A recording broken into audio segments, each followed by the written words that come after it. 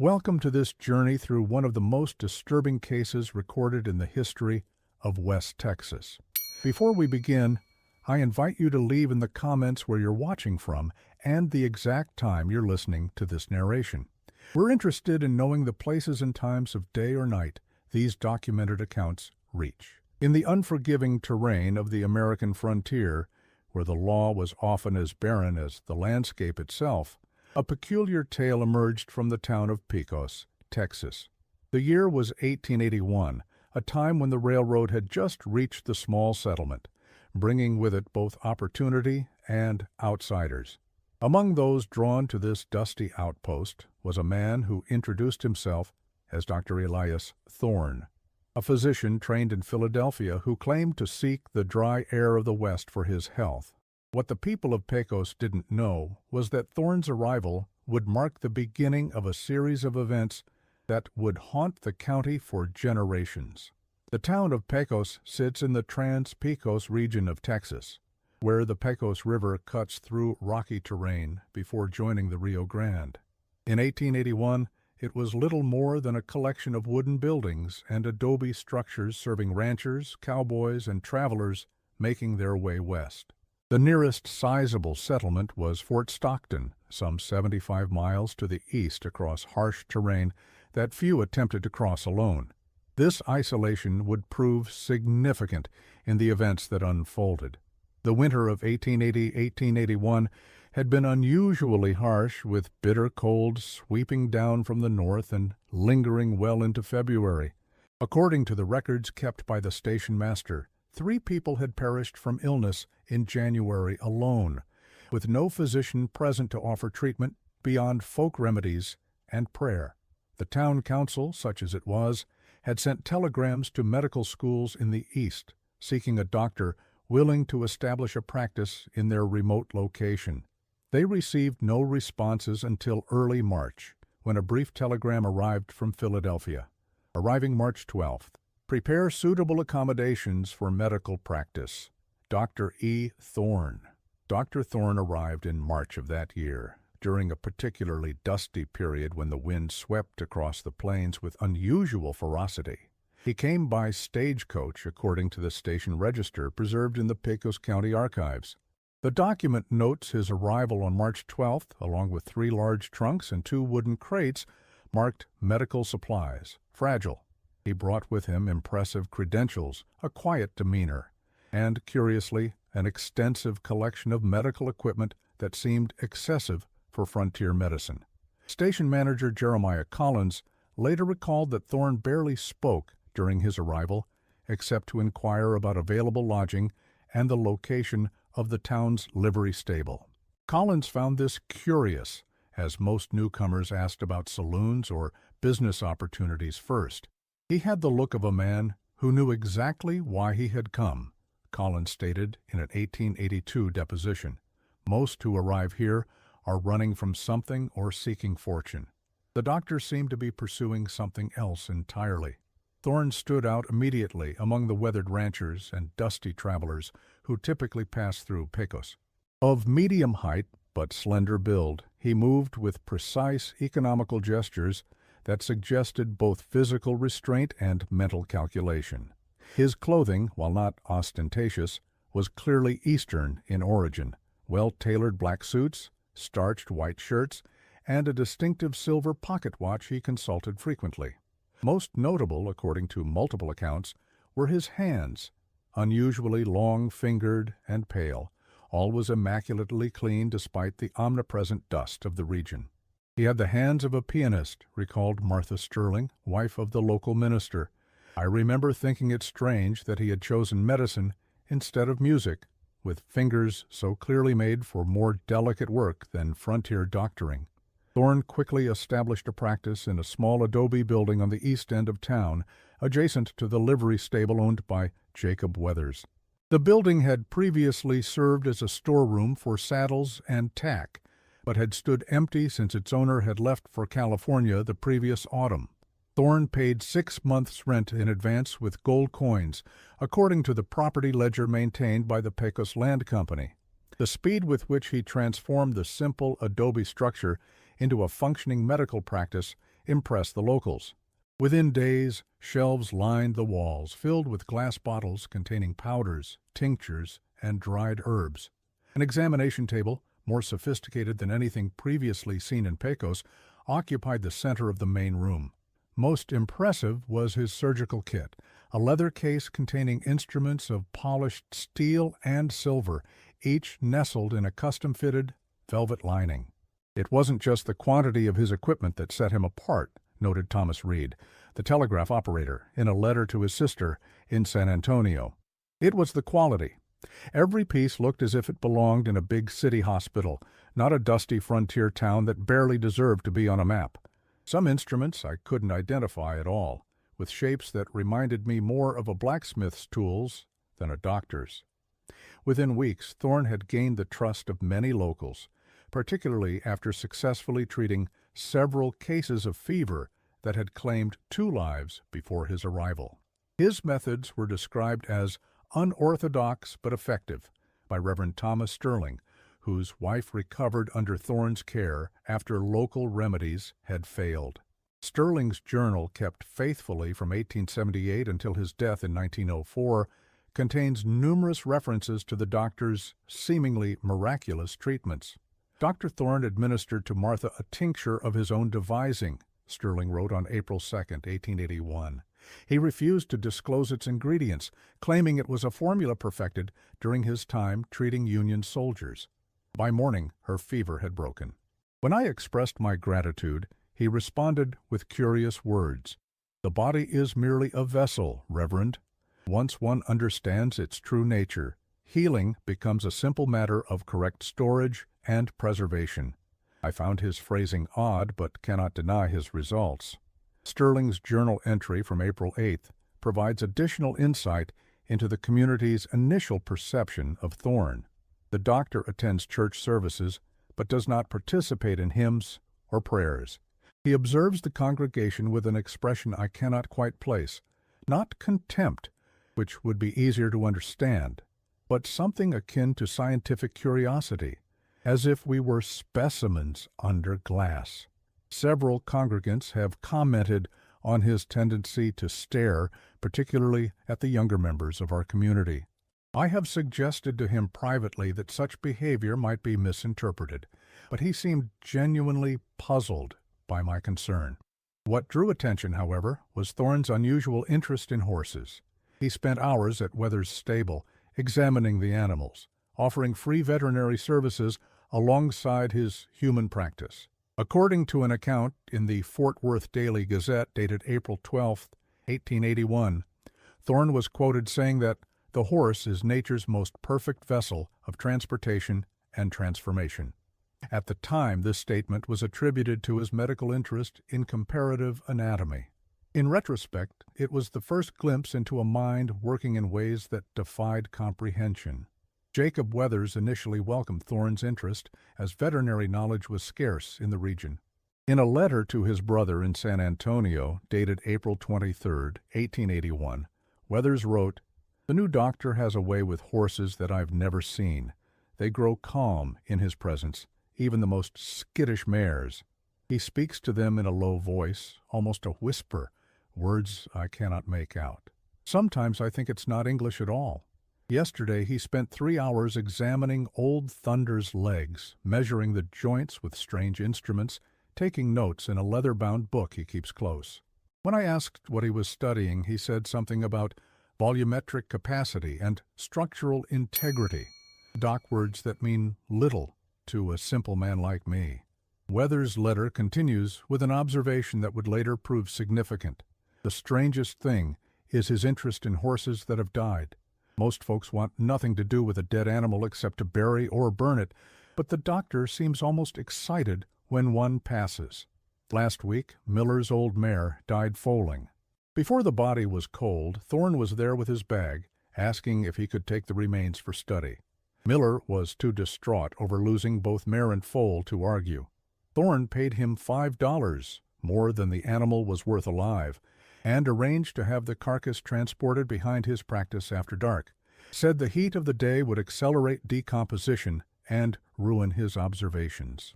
By May of 1881, Dr. Thorne had established himself as a respected, if somewhat eccentric, member of the Pecos community. His medical practice thrived, with patients coming from as far as Fort Stockton to seek treatment. His surgical success rate was particularly remarkable, given the primitive conditions. According to records maintained by Reverend Sterling, who often assisted during medical emergencies, Thorne successfully amputated a cowboy's crushed arm after a cattle drive accident, performed an emergency appendectomy on the blacksmith's young daughter, and removed a bullet from the shoulder of a Texas Ranger wounded in a confrontation with cattle rustlers. His hands never trembled, Sterling noted, with admiration, even when working by lamplight with only myself and Mrs. Hutchins to assist. He maintained perfect composure. Most remarkable was his approach to pain management, a combination of ether, which is common enough, and some solution of his own making that seemed to place patients in a state neither fully unconscious nor sensible to pain. They would sometimes speak during procedures, answering his questions, but showing no awareness of the surgery being performed. By June of that year, something changed in the doctor's demeanor. Thomas Reed, the telegraph operator, noted in his personal journal that Thorne began receiving packages from St. Louis with increasing frequency. The doctor collected his third package this month, Reed wrote on June 17th. Seemed anxious about its contents, asked repeatedly if it had been damaged in transit. Reed, known among locals for his curiosity and tendency to embellish, made additional observations that were dismissed at the time but would later prove prescient. "There's something not right about the way he watches people," he confided to his journal on June 20th. "Not their faces, but their bodies, as if assessing livestock. Caught him staring at young Porter yesterday, moving his fingers slightly as if measuring the boy from a distance. When he saw me notice, he smiled and tipped his hat, but his eyes remained cold." The packages that concerned Reed originated from a medical supply company in St. Louis called Pemberton and Sons Surgical Implements. Later investigation revealed that no such company existed in St. Louis commerce records for that period. The shipments, according to freight manifests obtained during the subsequent investigation, were consistently heavy for their size, with one weighing nearly 100 pounds, despite dimensions suggesting a much lighter load. What these packages contained remains unknown, but their arrival coincided with the first disappearance. On June 22, 1881, a young man named William Porter, who worked as a stable hand for Weathers, failed to return to his boarding house.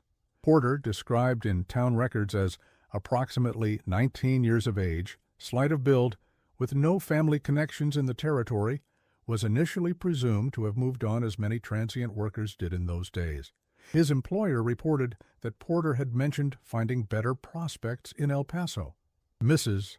Eleanor Hutchins, who ran the boarding house where Porter resided, later testified that the young man had given no indication of planning to leave. "He paid for the month in full just 2 days prior," she stated in August when questioned by Sheriff Harrison.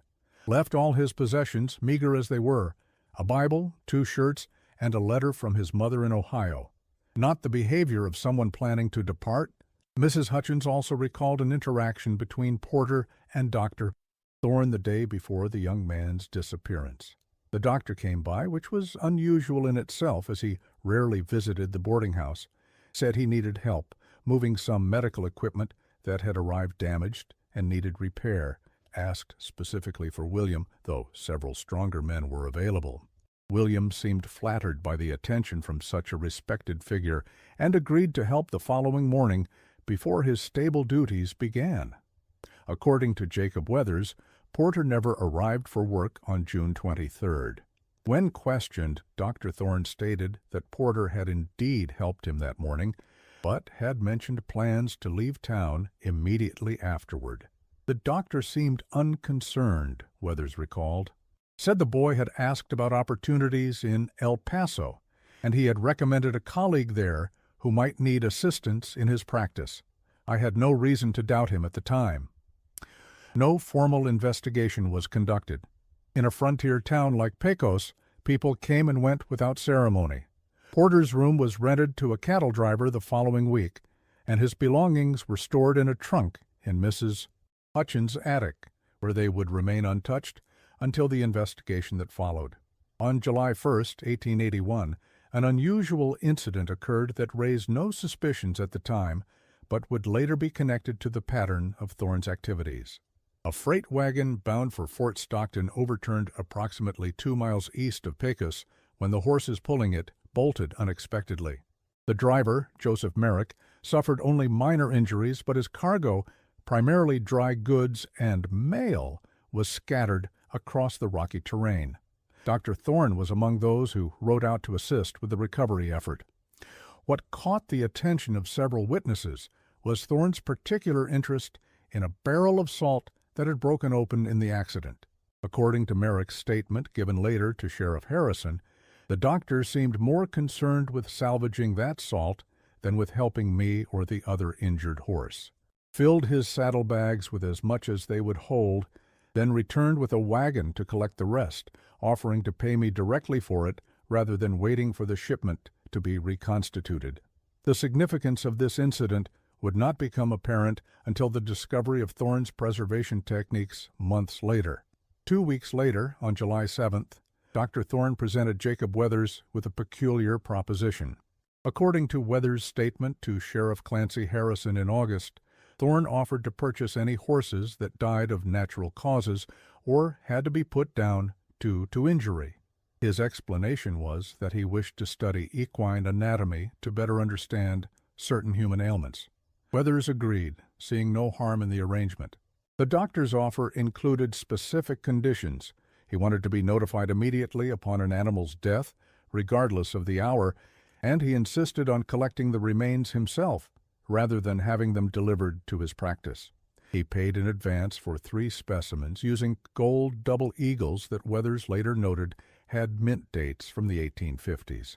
At the time, it seemed a beneficial arrangement for all concerned, Weathers later testified. Disposing of large animal remains is difficult work in this heat, and the doctor was offering good money to take that burden from me. His interest seemed scientific, if somewhat unusual. He spoke of comparative anatomy and how the horse's muscular structure might inform better surgical techniques for human patients.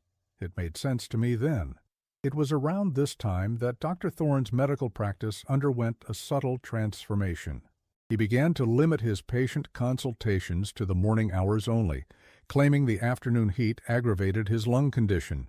In the evenings, smoke could be seen rising from the chimney behind his practice, regardless of the temperature. When questioned by neighbors, he explained he was sterilizing his instruments, a practice uncommon but not unheard of among physicians who had served in the Civil War.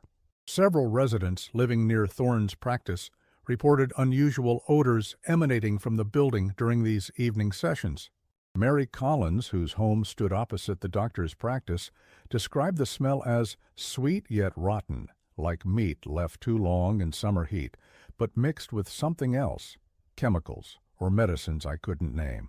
When she inquired about the odor, Thorne presented her with a tonic for her chronic headaches and suggested the smell was part of its preparation. The tonic proved effective, and Mrs. Collins asked no further questions.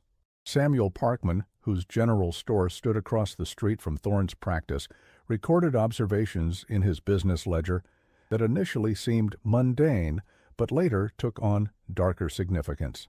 On July 18th, he noted, Doc T purchased 6 large sacks of salt, 3 bottles of alcohol, and 12 yards of muslin cloth, his 3rd such purchase this month.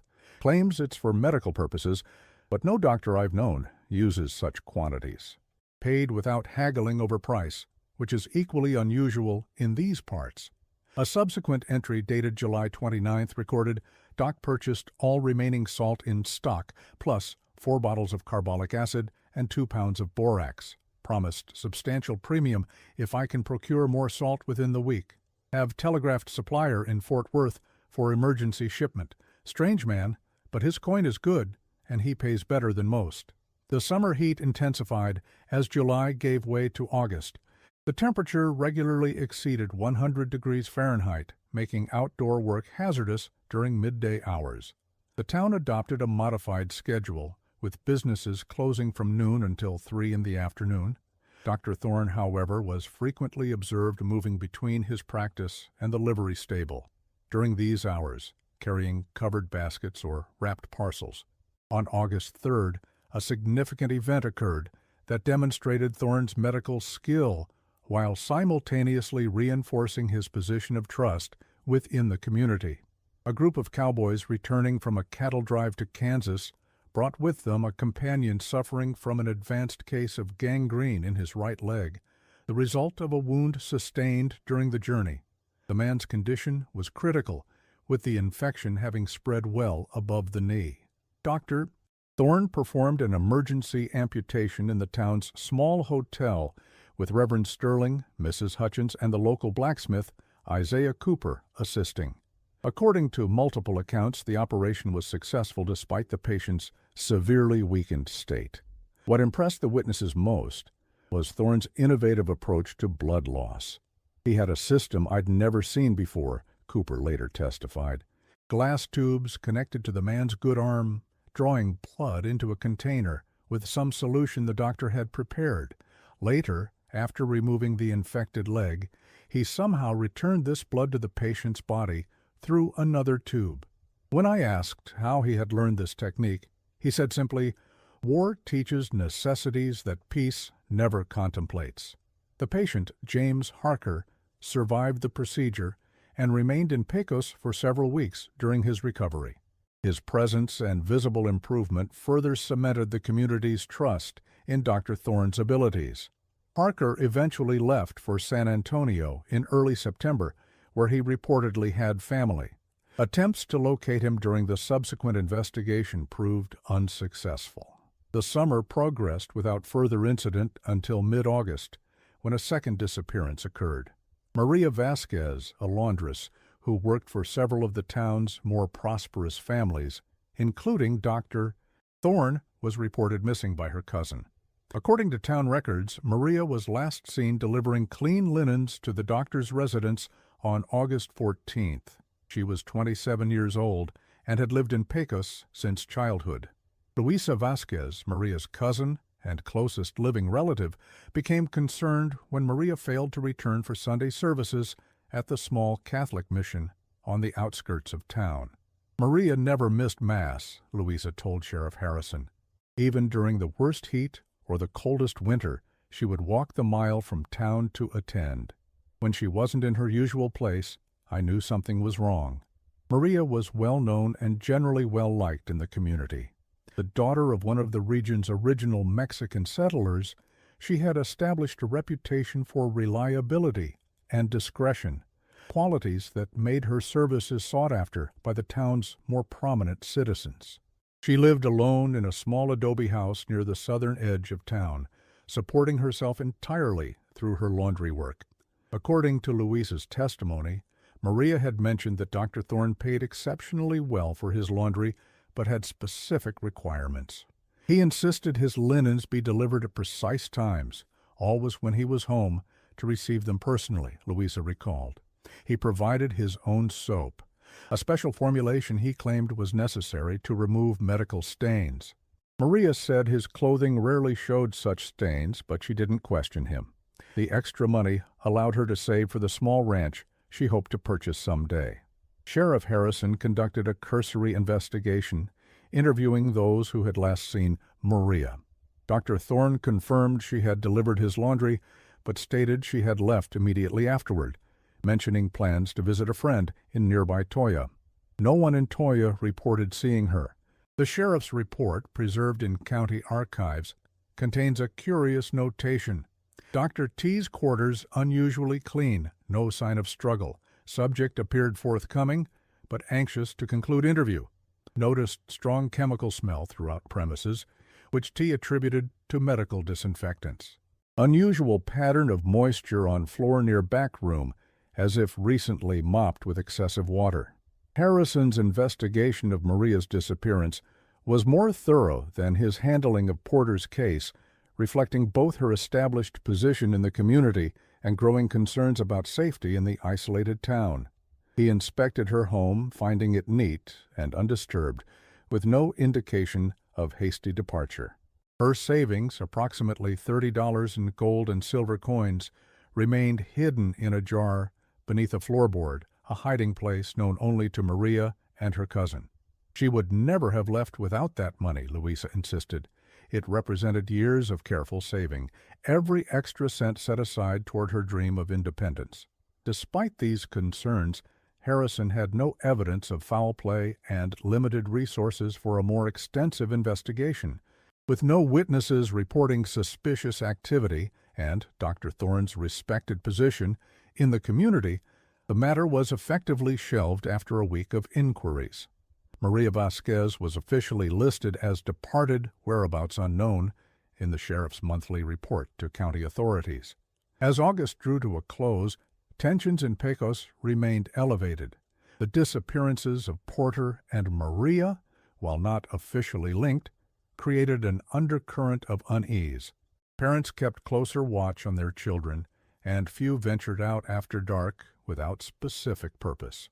The natural isolation of the frontier settlement, once a simple fact of life, took on more ominous dimensions. Dr. Thorne's behavior during this period, as recalled by multiple witnesses, showed no obvious signs of guilt or concern. He continued his medical practice, though with increasingly limited hours for general consultations. His primary focus appeared to be a research project he mentioned to several patients, but described only in vague terms as a study of preservation techniques with implications for surgical recovery. It was the death of a horse that ultimately led to the first real suspicion. On September 3, 1881, a prize stallion belonging to cattle baron Edwin Prescott died suddenly after a riding accident in the rocky terrain north of town.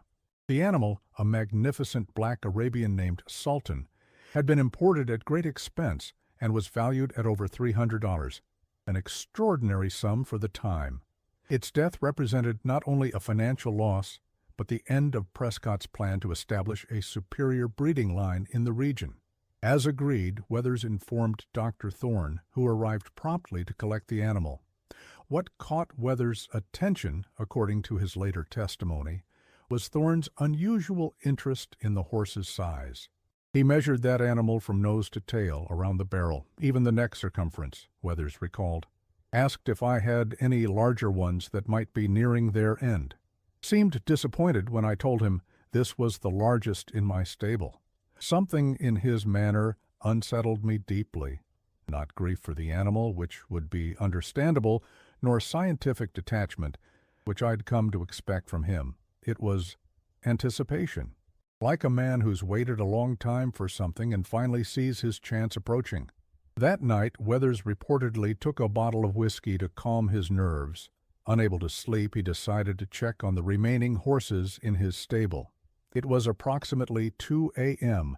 when he observed light coming from the small shed behind Thorne's practice where the doctor had taken the deceased stallion.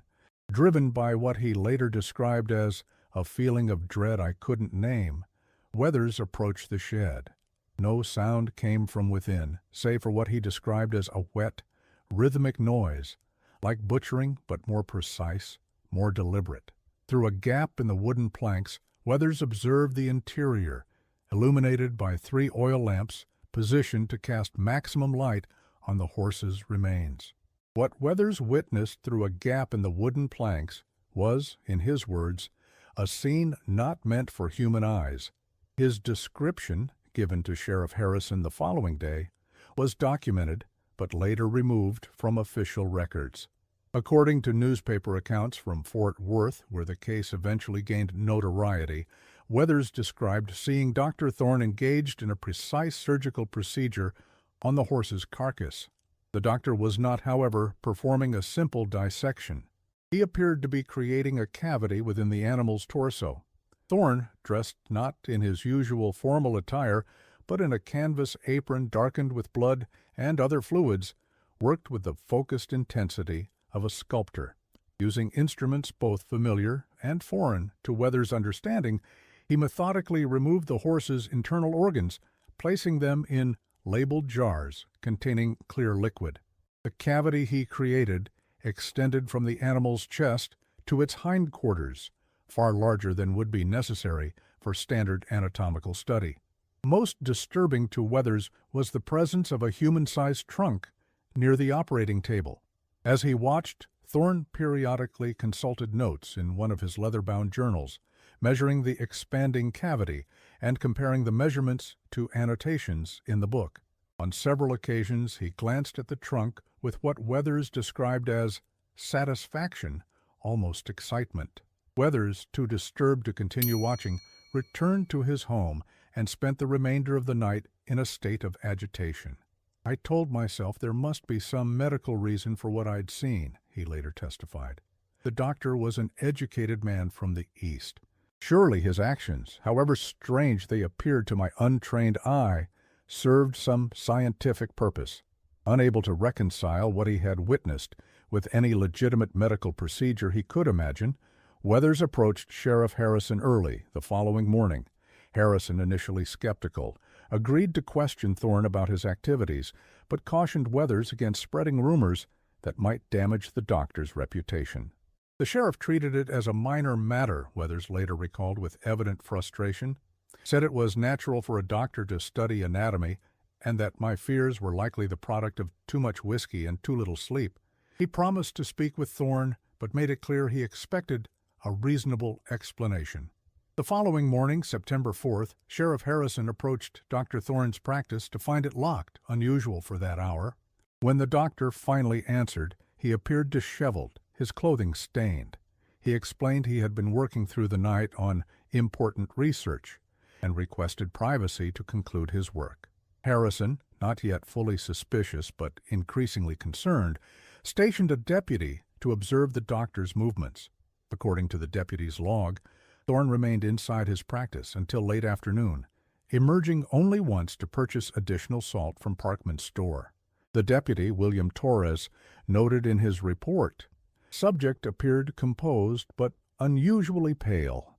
Clothes changed from those described by Sheriff Harrison in morning encounter. Hands scrubbed raw, as if cleaned repeatedly with strong soap. Purchased 20 pounds of salt from Parkman's store, paying premium for immediate delivery rather than waiting for afternoon shipment. Returned directly to practice without speaking to any citizens encountered on street." Later that day, Thorne was seen loading what appeared to be a heavy trunk onto a wagon.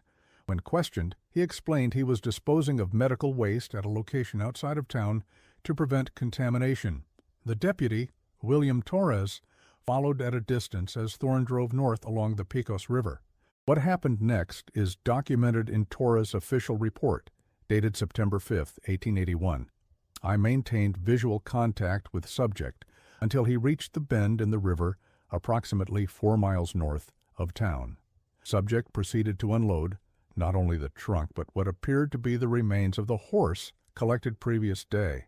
Subject did not notice my presence due to my position behind the bluff. Upon subject's departure, I investigated the site.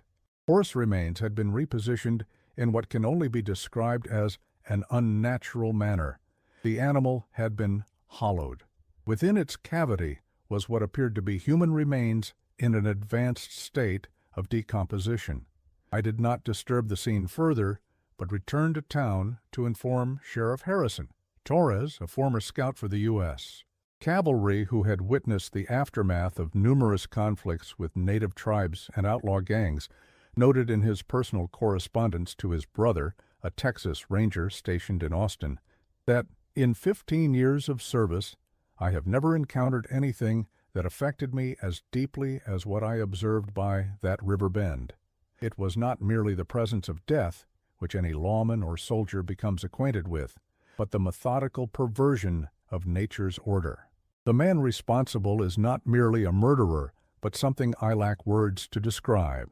Upon receiving Torres's report, Sheriff Harrison assembled a posse consisting of Torres, Jacob Weathers, blacksmith Isaiah Cooper, and a ranch hand named Michael Donovan, known for his tracking skills. The men armed themselves and rode to the site Torres had identified, arriving shortly before sunset on September 4th. The scene they discovered exceeded even Torres' grim description. The horse's remains had been carefully positioned to appear as natural as possible from a distance, but closer inspection revealed the animal had been hollowed from sternum to tail, creating what Donovan described as a kind of macabre coffin made of flesh. Inside this cavity, preserved through methods none of the men could identify, were human remains. The sheriff assembled a posse of 4 men who returned to the site Torres had identified. There they discovered the remains of what would later be identified as William Porter, the stable hand who had disappeared in June. The condition of the body, however, was what caused the greatest alarm. According to medical examiner Dr. Harold Jenkins, who traveled from Fort Stockton to assist with the investigation, Porter's remains showed evidence of having been preserved through a rudimentary embalming process before being concealed within the horse's body cavity. Jenkins's report, submitted to county authorities on September 8, 1881, contained technical language but conveyed unmistakable horror. Subject appears to have died from exsanguination via incision to the carotid artery. Post-mortem, the body was treated with a salt and alcohol solution, with organs removed and cavity packed with a substance containing aromatic compounds consistent with Eastern embalming practices. Most disturbing is evidence suggesting the body was maintained in this preserved state for a significant period, possibly weeks, before being placed within the equine specimen. Stitching patterns inside the horse's cavity indicate this was not the first such procedure performed by the perpetrator. The report continues with observations that would later prove crucial to understanding Thorne's methodology. The horse itself was subjected to a preservation process different from but complementary to that used on the human remains. The animal's skin and muscle tissue show evidence of chemical treatment that retards decomposition while maintaining flexibility. The internal cavity has been lined with a layer of treated cloth, apparently to prevent direct contact between the human remains and the animal tissue. This suggests knowledge of chemical interactions that would not be common among even trained physicians, pointing instead to specialized experience in embalming or anatomical preservation. Following this discovery, Sheriff Harrison ordered the immediate arrest of Dr. Thorne. Upon returning to town, however, the posse found the doctor's practice abandoned. A search of the premises revealed a hidden cellar accessed through a trapdoor beneath an examination table. What the search party discovered there led to a regional manhunt for the physician. The cellar contained an assortment of specialized surgical tools, glass jars containing preserved organs, and detailed anatomical drawings unlike any standard medical illustrations of the period. Most disturbing were the journals, 3 leather-bound volumes in which Thorne had meticulously documented his work. According to the Fort Worth Daily Gazette's September 12th edition, the journals described a theory Thorne had developed during his service as a field surgeon in the Civil War. He believed that human remains could be preserved indefinitely if properly prepared and housed within the body of a large animal, particularly horses. The journals referred to this process as natural encasement and suggested it could eventually be used to preserve humans not yet deceased for extended periods. One passage, quoted in the newspaper before authorities restricted access to the journals, read, "The equine vessel provides ideal conditions when properly prepared. Its natural cavity, once expanded and treated, maintains temperature and moisture at levels conducive to extended preservation. The specimen from June has shown remarkable resistance to deterioration, confirming my hypothesis that the horse is not merely a means of transportation in life, but a vessel of preservation in death. The frontier provides ideal conditions for my work, abundant specimens, minimal oversight, and the necessary privacy to perfect my technique." The journals revealed a mind of both extraordinary scientific understanding and profound moral detachment. Thorne wrote of his subjects not as human beings, but as specimens, whose value lay in their contribution to his research. One particularly disturbing entry dated July 1, 1881, read, The male specimen obtained in June continues to show minimal deterioration despite the summer heat. The modified preservation solution, Formula C, appears superior to previous iterations. Specimen maintained sufficient flexibility for positioning within test cavity for 72 hours before rigidity set in. Next specimen should be female, preferably smaller in stature, to test cavity adaptability in equine vessel of standard size. The most recent entry, dated September 3rd, detailed the encasement of Maria Vasquez, whose remains were subsequently located by the posse at a second disposal site approximately 2 miles west of the first location. This entry contained disturbing references to Thorne's evolving technique, including methods to prevent tissue decay and maintain lifelike flexibility in the preserved remains. Female specimen superior in several respects, Thorne had written. Tissue accepts preservation solution more readily, with less tendency toward discoloration. Modified positioning possible for up to 96 hours post-mortem. Subject fits entirely within standard equine cavity, allowing for more complete enclosure. Next step, test preservation duration in permanent repository with controlled environmental conditions.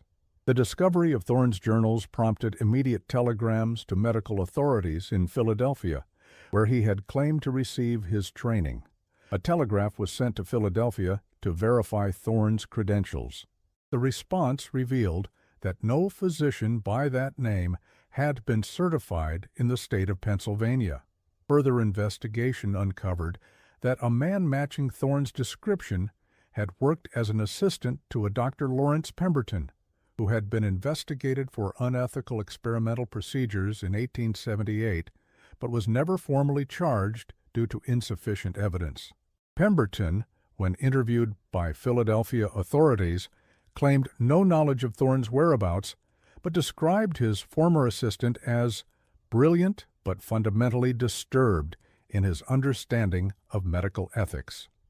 According to Pemberton's statement, the man who would later call himself Thorne had been dismissed after being discovered conducting unauthorized experiments on deceased patients. He was obsessed with preservation techniques, Pemberton stated. He spoke often of achieving a state between life and death that could be maintained indefinitely through proper anatomical housing. The investigation revealed that Thorne's real name was likely Edward Chambers, a former military surgeon whose service records from the Civil War indicated both exceptional skill and several reprimands for unorthodox procedures not sanctioned by superior officers.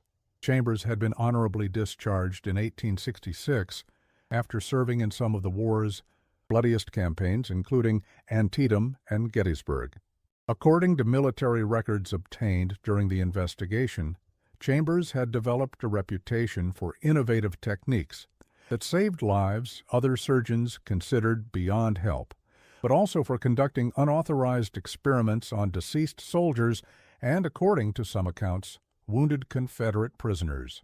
Captain James Hollister, Chambers' commanding officer during the final year of the war, provided a written statement to investigators in October 1881.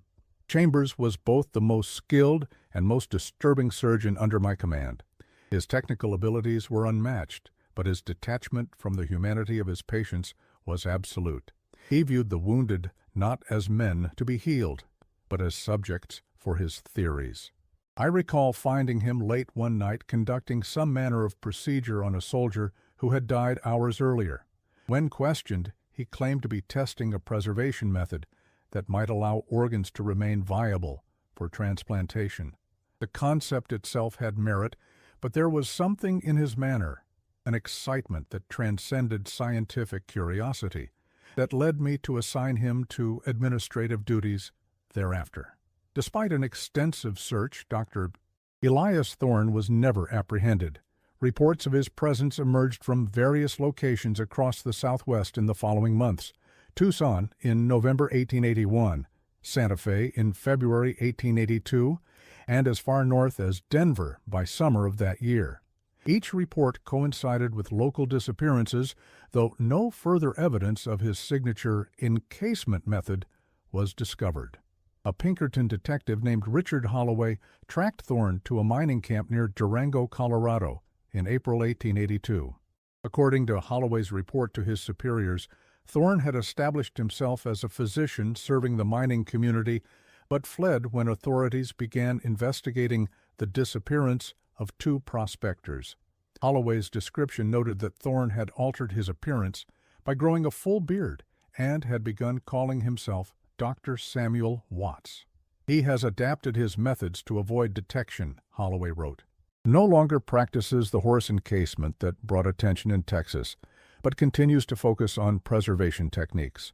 Local undertaker reports unusual interest in embalming chemicals and practices. Subject volunteered to prepare bodies of miners killed in recent cave-in, insisted on working alone. Witnesses report bodies had unnatural appearance at funeral, as if still somehow alive beneath the skin. Subject departed hastily when I began asking questions about his background and training.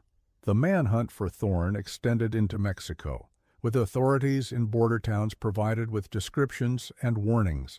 In July 1882, a physician matching Thorne's description briefly established a practice in Nogales before disappearing when questions arose about his credentials. According to local accounts, he had begun treating both humans and livestock, again showing particular interest in horses. The last credible sighting of Thorne was reported in October 1882 in San Francisco, where a physician matching his description briefly established a practice before vanishing when authorities began investigating his credentials. A nurse who worked briefly with this doctor later told San Francisco police that he maintained an unusual interest in the city's horse population and had inquired about access to the veterinary facilities at the Army's Presidio base. He spoke often of traveling to China or Japan, the nurse reported, said the Eastern approach to the body and death aligned more closely with his understanding than Western medicine, mentioned something about preservation techniques developed by Buddhist monks that could maintain a body in a state between life and death for extended periods. I assumed it was merely academic interest until I found him one night in the morgue, measuring corpses and taking notes in a leather-bound journal. The case might have faded into obscurity had it not been for the discovery made during the expansion of the Trans-Pecos Railroad in 1887. Workers excavating for a new spur line approximately 12 miles south of Pecos uncovered the remains of 6 horses buried in close proximity. All 6 contained human remains. Foreman Michael Donovan's initial report to the railroad company, later submitted as evidence to county authorities, described the discovery in blunt terms. During excavation approximately 14 feet below grade, workers uncovered animal remains. Further digging revealed these to be horses, unusual for their burial depth and arrangement. Upon moving the remains, one carcass split open, revealing what appeared to be human remains within. Work was halted immediately and authorities notified. The location of this grim discovery was significant, far from the river sites where Thorne had disposed of the remains discovered during the initial investigation, suggesting a more permanent burial location for what his journals had referred to as successful specimens. The depth of burial and evidence of careful preparation of the site indicated planning and intent for long-term preservation. Sheriff Harrison, still in office in 1887, supervised the recovery of the remains. His report to county commissioners described the scene with restrained horror. The animals were arranged in a circular pattern, heads pointing inward toward a central point marked by a large stone of unusual shape. Each animal had been subjected to the same procedure observed in the earlier case, with internal organs removed and cavities expanded to accommodate human remains. The condition of preservation exceeds anything I have witnessed in my years of law enforcement, with both animal and human remains showing minimal decomposition despite the passage of years. According to Dr. Jenkins, who was called again to examine the discovery, the condition of preservation was remarkable given the time that had elapsed. His report, submitted to county officials but never publicly released in full, suggested that Thorne had perfected a method of preservation that defied current understanding of post-mortem processes. One paragraph, later quoted in the El Paso Herald, noted, "The technique employed suggests knowledge of chemical preservation methods not commonly practiced in Western medicine. The combination of compounds, including arsenic derivatives and various salts, alongside techniques more commonly associated with Eastern mummification practices, indicates the perpetrator possessed extensive cross-cultural medical knowledge. Most alarming is the evidence that this technique was refined over time, with each specimen showing improvements in preservation quality." Jenkins's report included a troubling observation that was omitted from newspaper accounts but preserved in county records. Of particular concern is the condition of the brain tissue in specimens 3 and 4. Unlike typical post-mortem decay patterns, the neural tissue shows evidence of continued metabolic activity well beyond what medical science currently recognizes as possible after death. The implications of this finding are disturbing in the extreme and suggest the perpetrator may have achieved, at least partially, his stated goal of extending the boundary between life and death. The identity of the 6 victims was never conclusively established, though dental comparisons suggested at least 2 were individuals reported missing from El Paso in early 1881, before Thorne's arrival in Pecos. One set of remains was identified as likely belonging to Robert Keller, a bank clerk who had disappeared while traveling from El Paso to Fort Stockton in January 1881. This suggested Thorne had begun his work in the region before settling in Pecos. The other identified victim was Maria Vasquez, confirming what had been suspected but never proven in the original investigation. The remaining 4 bodies, 2 male and 2 female, could not be identified, raising troubling questions about how many unreported disappearances might have occurred during Thorne's time in the region. The discovery prompted renewed interest in locating Thorne, with wanted posters distributed throughout the Western Territories. The reward for information leading to his capture was increased to $1,000, a substantial sum for the period.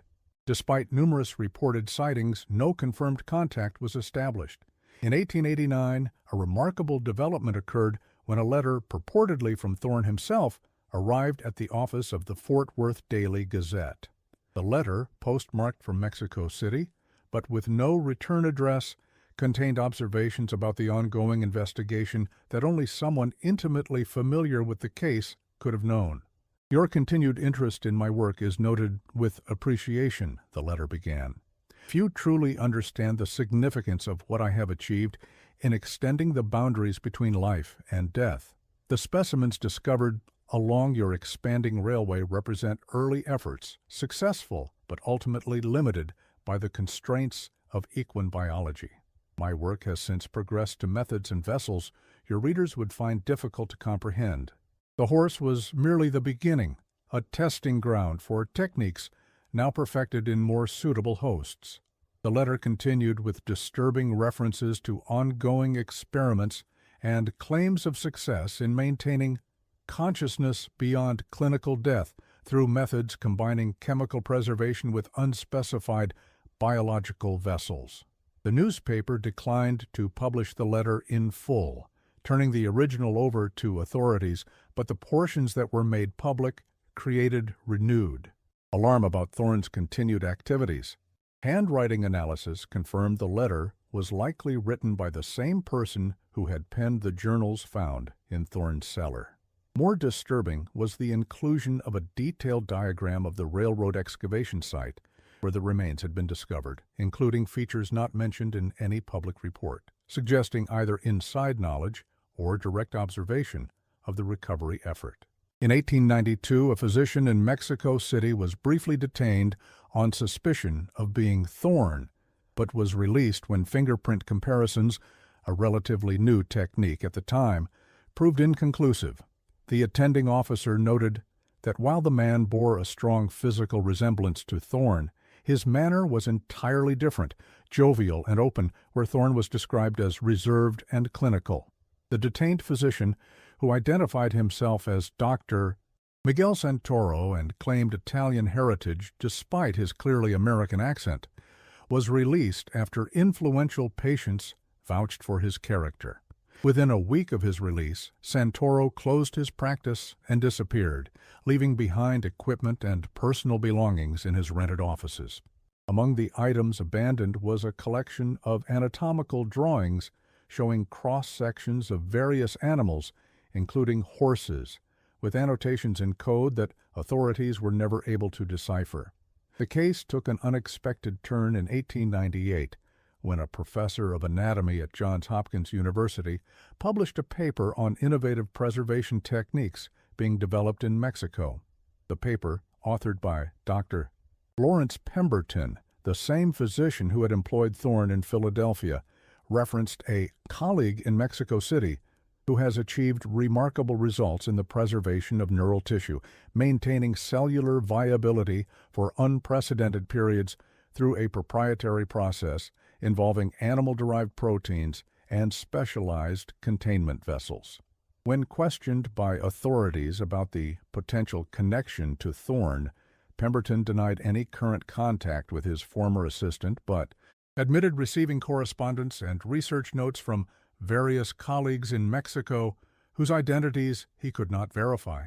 The similarity in preservation techniques described in the paper to those documented in Thorne's journals raised serious concerns about ongoing collaboration, but no evidence of direct contact could be established. Pemberton's paper was subsequently withdrawn from publication at the request of university administrators, and he took a leave of absence shortly thereafter. His academic career never recovered from the controversy, and he died in relative obscurity in 1905, reportedly still conducting private research into preservation techniques from his home laboratory. In 1902, a Pinkerton detective named James Willoughby claimed to have tracked Thorne to Mexico City, where the doctor had reportedly continued his experiments under an assumed name. According to Willoughby's initial report to his superiors, Thorne had established a private medical practice catering to wealthy expatriates while conducting his real work in a facility outside the city. He operates now under the name Dr. Edward Merrick, Willoughby wrote, and has established a sanitarium approximately 20 miles outside Mexico City in an area once used by Aztec priests for ceremonial purposes. The facility ostensibly treats patients suffering from respiratory ailments, drawing them to the region's dry climate. But local rumors suggest many who enter the sanitarium are never seen again. Most disturbing are reports of unusual animal experiments conducted in outbuildings not accessible to visitors or staff. Willoughby's subsequent disappearance during the investigation led many to believe he had become Thorne's final victim. However, no evidence was ever found to support this theory. His last communication, a telegram to the Pinkerton office in El Paso, dated March 17, 1902, stated only, "Have confirmed subject's identity. Will observe further before making contact. Expect additional report within the week." No further communications were received. The Pinkerton agency dispatched 2 additional agents to Mexico City who found no trace of either Willoughby or the physician he had been investigating. The Mexican authorities, dealing with political unrest that would eventually lead to revolution, provided minimal assistance and eventually classified Willoughby as departed, whereabouts unknown. The sanitarium Willoughby had identified, located in the foothills outside Mexico City, was investigated but found abandoned when authorities arrived. Local residents reported that the facility had been suddenly closed and its patients relocated following the visit of an American asking questions about the director. Equipment remained in place, including what was described as an operating theater of unusual design, with specialized drainage systems and reinforced restraints not typical of standard medical practice. The most intriguing development in the case came in 1953, when a collection of papers was donated to the University of Texas by the granddaughter of Sheriff Harrison. Among these papers was a sealed envelope containing what appeared to be pages torn from Thorne's journal, pages not included in the original investigation. These pages, examined by historian Dr. Eleanor Chambers in 1967, contained references to a final repository, where Thorne claimed to have perfected his preservation technique. According to Chambers' analysis, published in the Journal of Western History, but subsequently withdrawn at the request of the university, Thorne believed he had discovered a method by which a living person could be suspended in a state between life and death indefinitely. The equine vessel serves as merely the initial stage, one passage read. The final repository must combine specific geological conditions with precise chemical treatments. The limestone caverns near the river provide ideal conditions, constant temperature, natural salt deposits, and protection from external elements. My initial tests with the smaller mammals have proven successful, with subjects maintaining neural activity for weeks after clinical death when properly housed. The human trials will commence once suitable specimens are secured. The journal pages contained detailed descriptions of experiments conducted on animals, primarily horses, but also dogs, and in one disturbing instance, a mountain lion captured near Pecos. Thorne documented methods of chemical preservation combined with a process he termed biological suspension, in which certain organs, particularly the brain and portions of the nervous system, were maintained in a state of reduced but continued function through a combination of chemical baths and mechanical stimulation. Most unsettling were passages suggesting Thorne had progressed beyond post-mortem preservation to experiments with living subjects. One entry, dated August 1881, coinciding with Maria Vasquez's disappearance, contained the notation, "First living subject prepared for suspension today. Initial resistance significant but manageable. Subject maintained consciousness throughout preparation process, demonstrating awareness through pupillary response and respiratory changes even after major vessel involvement. Neural activity continued for 3.4 hours after clinical death before transfer to equine vessel. Next subject will receive modified solution to extend viable period." The location of this repository was described only as where the river meets the stone, beneath the shadow of the mesa.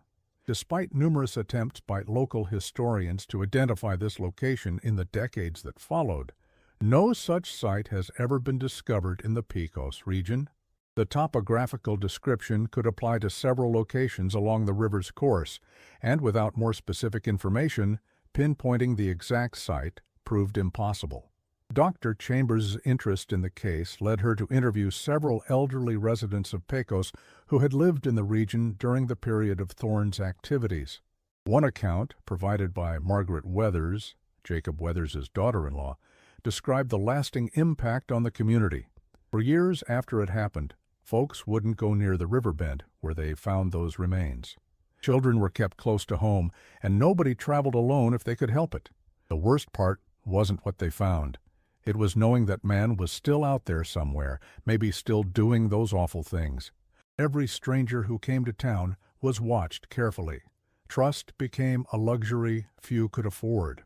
Another interview subject, Thomas Reed, Jr., son of the telegraph operator whose journal had recorded early observations of Thorne, recalled his father's continued obsession with the case long after the doctor's disappearance. Pa never stopped looking over his shoulder. Said he'd seen something in Thorne's eyes that marked him as different from other men, not just evil, but something beyond normal understanding of right and wrong. He kept a loaded shotgun by the door until the day he died, convinced that someday Thorne would return to silence those who had exposed him. In 1968, during the construction of a dam on the Pecos River, approximately 30 miles south of the town, workers discovered a sealed cave entrance that had been concealed by a rock slide. Inside, they found remnants of what appeared to be medical equipment dating to the late 19th century. Initial examination by project archaeologist Dr. Martin Schaefer identified several items consistent with surgical practice of the period, including a bone saw with unusual modifications and glass containers with traces of chemical preservatives. The cave showed evidence of extensive human modification, with smoothed walls, constructed shelving, and a sophisticated drainage system that connected to the river through a series of narrow channels. Most significant was a large central chamber containing 6 stone slabs arranged in a circular pattern similar to the arrangement of horses discovered in the 1887 railroad excavation. Dr. Schaefer's preliminary report noted, "The slabs appear to have served as operating or examination tables, each connected to the drainage system and positioned to receive maximum natural light from a series of small openings in the cave ceiling." Chemical analysis of residue on the stone surfaces indicates the presence of compounds consistent with those described in the Thorne case, primarily arsenic derivatives, various salts, and organic compounds that remain unidentified.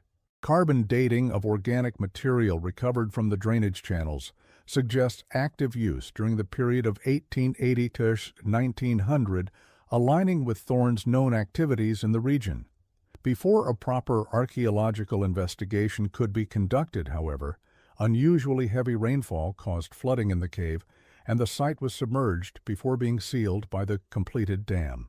Dr.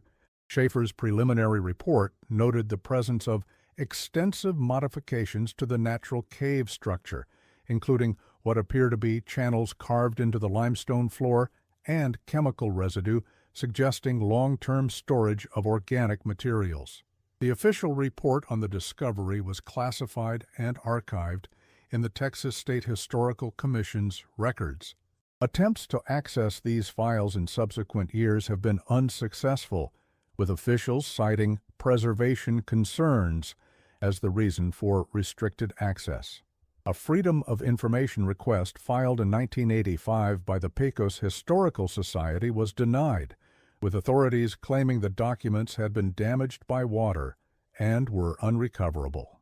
Dr. Schaefer himself became something of a mysterious figure in the aftermath of the discovery. After submitting his preliminary report, he took an extended leave of absence from the university, where he held a position as associate professor of archaeology.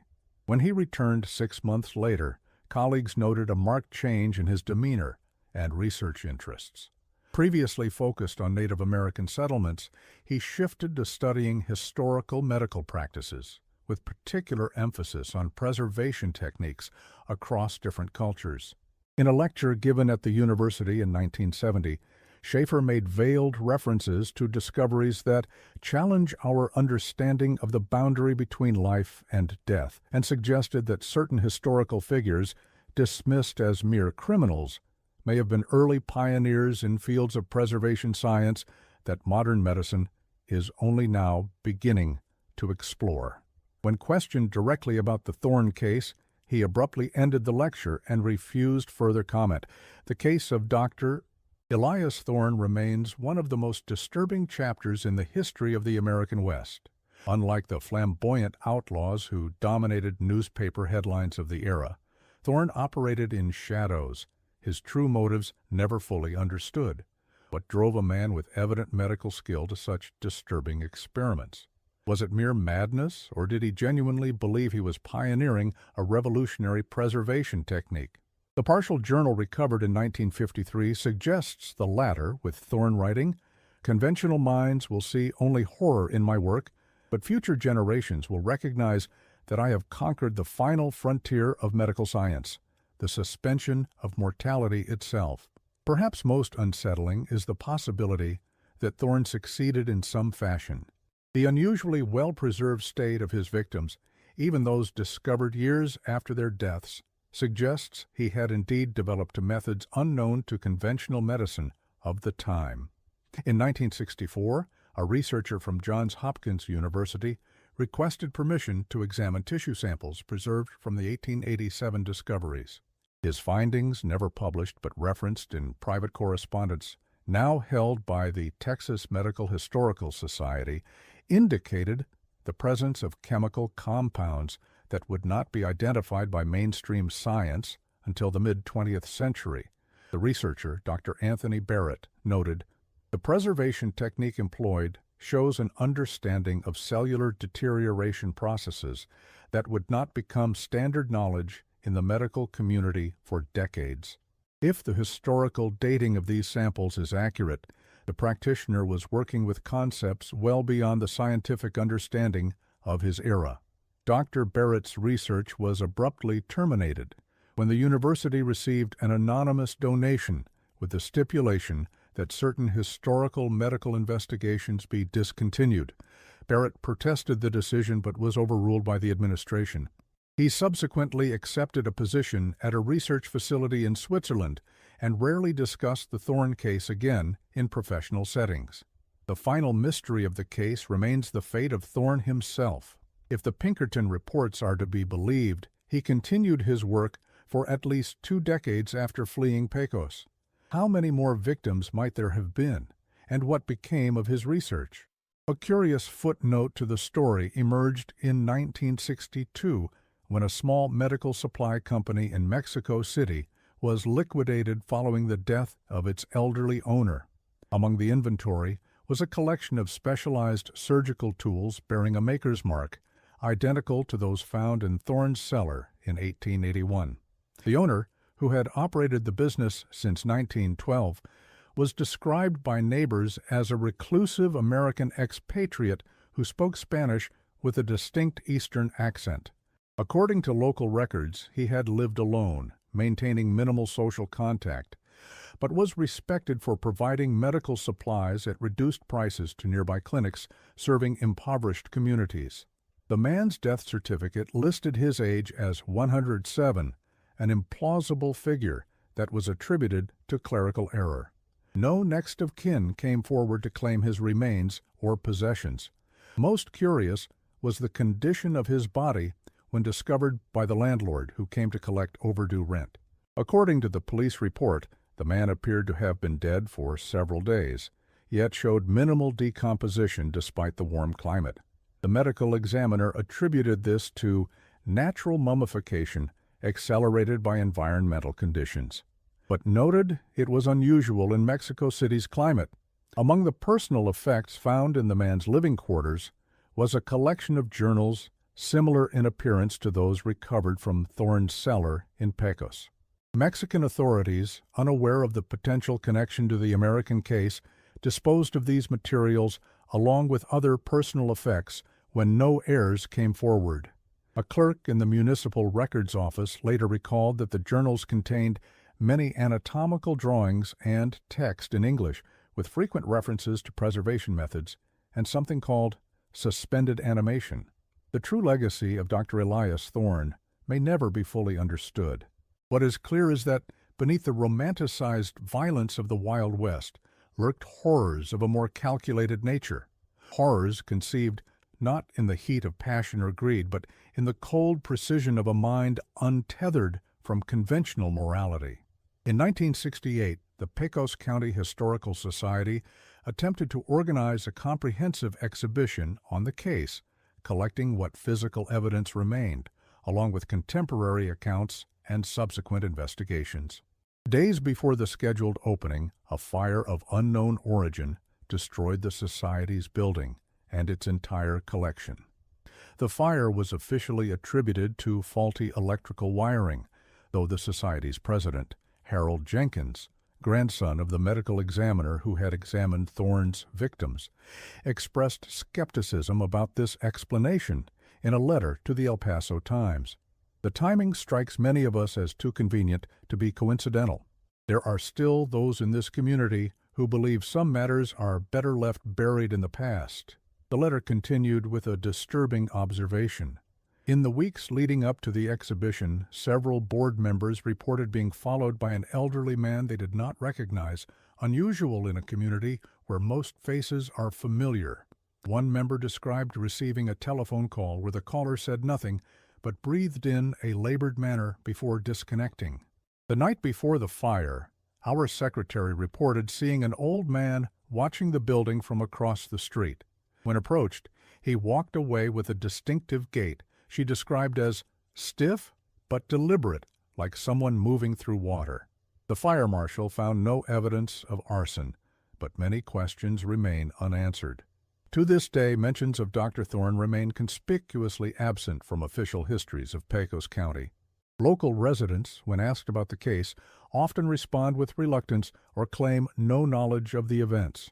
Tour guides at the county museum direct visitors to exhibits on cattle drives, oil discoveries, and traditional frontier conflicts, with no mention of the doctor or his victims. Perhaps some stories are better left untold.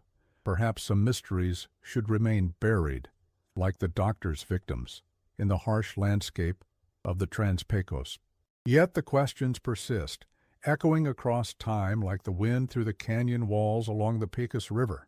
What secrets might still lie beneath the waters of the dam, or in caves yet undiscovered in the limestone ridges that characterize the region? What knowledge died with Thorne, or was it preserved somehow, waiting to be uncovered by those who venture too deeply into forgotten history? And what of the horses? Those silent vessels, chosen for reasons only Thorne fully understood. In the decades following the case, ranchers in the region reported an unusual wariness among their horses when approached by strangers, particularly those carrying bags or cases that might contain medical instruments. A superstition, perhaps, or an echo of trauma somehow passed through generations of animals bred in the shadow of atrocity.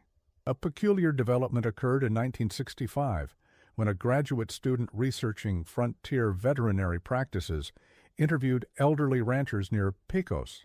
Several independently described a phenomenon they called Thorne's mark, a behavior observed in horses born in certain areas along the river, particularly near the sites where Thorne's victims had been discovered. These animals reportedly exhibited extreme distress when approached by anyone carrying leather bags similar to those used by physicians of the era, sometimes to the point of violent panic. "It's like they remember something they never experienced," one rancher explained. "My grandfather told me about Thorne and what he did with those horses. Said the land remembers even when people try to forget, and the animals sense it somehow. There's places along the river where horses won't drink, no matter how thirsty they get. Always the same spots, generation after generation." The final words of Sheriff Harrison, recorded in his retirement interview with the El Paso Times in 1901, perhaps best capture the lingering impact of the case. "In 30 years of upholding the law, I encountered men who killed for money, for land, for revenge, even for sport. But only once did I encounter true evil, a man who killed for knowledge. That is a weight I will carry to my grave." Harrison died in 1904, having never fully recovered from his exposure to Thorne's work. His widow later told the interviewer that her husband suffered from recurring nightmares until his final days. He would wake screaming about horses that moved when they should be still, and people trapped inside, still somehow aware of their fate. The doctor took more than those poor victims. He took the peace of mind of everyone who discovered what he'd done. As the sun sets over the Pecos region today, casting long shadows across the same landscape where Dr. Thorne once conducted his grim work, one cannot help but wonder if something of his presence remains. Not a ghost in the conventional sense, but the residue of a mind so determined to conquer death that it created a horror far worse than mortality itself. In 1968, shortly before the discovery of the cave complex during dam construction, a hunting party reported a strange encounter in the hills south of Pecos. According to their account, they discovered the remains of a horse in an area where domestic animals rarely ventured. The carcass, partially decomposed but in better condition than expected given the harsh environment, had been arranged in what they described as an unnatural position, as if posed deliberately. When they approached to investigate, they were overcome by a sense of dread so profound that they abandoned the hunt and returned to town. Their story might have been dismissed as the effect of desert heat and imagination had one member of the party not been a retired forensic investigator from El Paso. His written account of the incident, filed with the county sheriff but never formally investigated, noted details consistent with Thorne's methodology. The animal's cavity appeared to have been expanded and lined with a material resistant to decomposition. Most disturbing was the presence of what appeared to be human hair, visible within the cavity, though no human remains were found. The entire scene suggested a deliberate recreation of the historical Thorne case by someone familiar with its details, or, more unsettlingly, a continuation of the original work. Listen carefully, they say in Pecos, when the wind blows from the north at night. Some claim to hear, beneath its natural sound, the distant rhythm of hooves, not running, but moving with an unnatural labored gait, as if carrying a burden they were never meant to bear. The legacy of Dr. Elias Thorne, the physician who sought to conquer death through methods that defied both nature and morality, remains a whispered legend in the Trans-Pecos region. His name has become a warning, a reminder that some boundaries exist not to limit human progress, but to protect humanity itself from the darkest possibilities of unchecked ambition. And somewhere, perhaps, in a cave yet undiscovered or a cellar sealed by time, the doctor's final experiments wait in suspended animation, neither fully alive nor truly dead, preserved in vessels never meant to contain them, silent witnesses to a horror that the conscious mind refuses to comprehend.